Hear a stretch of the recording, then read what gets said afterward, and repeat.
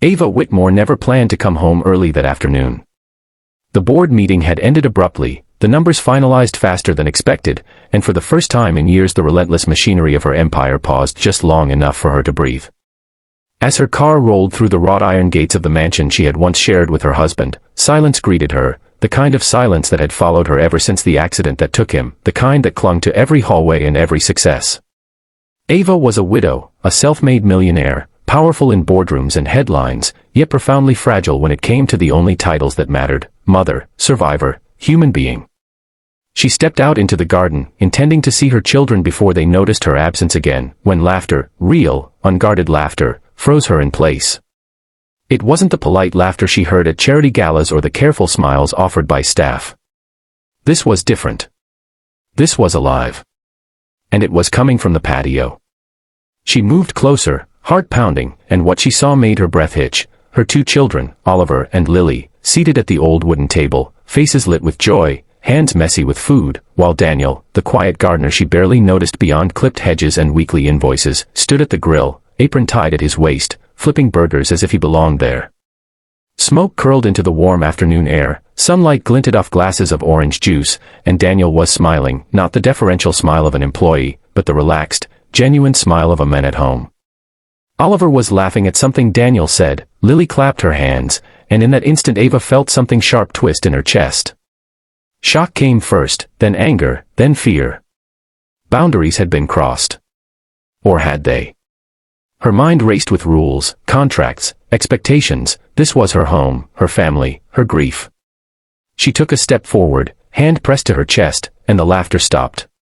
Daniel turned, eyes widening as he saw her, and for a split second Ava expected excuses, apologies, explanations. Instead, he simply said, "I'm sorry, Mrs. Whitmore. They said they were hungry. I thought it might be okay."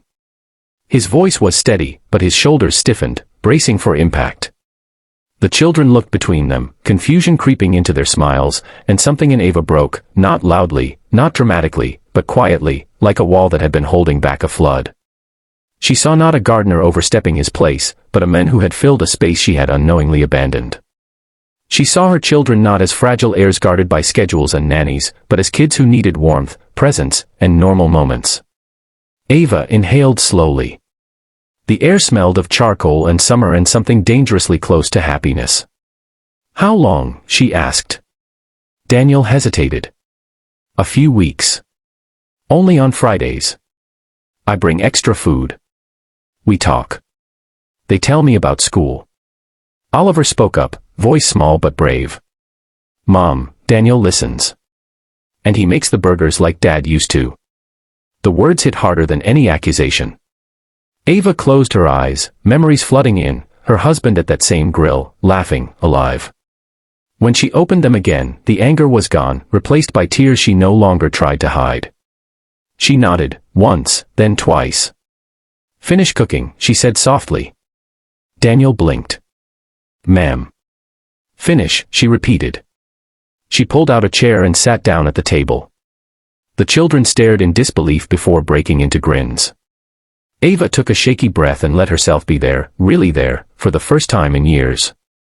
They ate together, talked, laughed, and as the sun dipped lower, Ava realized something profound. Wealth had protected her from many things, but it had also insulated her from connection. Daniel didn't just cook burgers that day, he unknowingly reminded her of what she had been missing.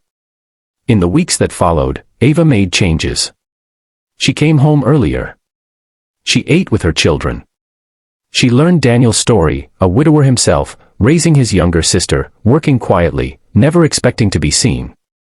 She raised his pay, yes, but more importantly, she trusted him. The staff noticed the shift. The house felt warmer.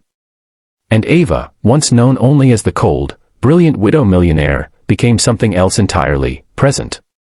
One evening, as they sat again around the table, Ava looked at her children laughing and understood that life doesn't change in grand speeches or dramatic decisions, it changes in small moments of courage, humility, and kindness. That single barbecue rewrote the rules of her home and her heart.